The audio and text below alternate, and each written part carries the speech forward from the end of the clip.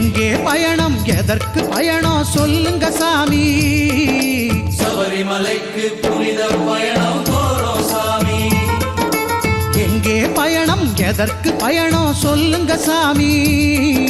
சபரிமலைக்கு புனித பயணம் போறோம் சாமி.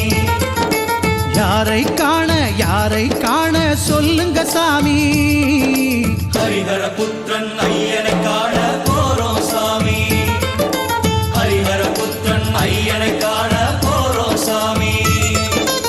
எங்கே பயணம் எதற்கு பயணம் சொல்லுங்க சாமி.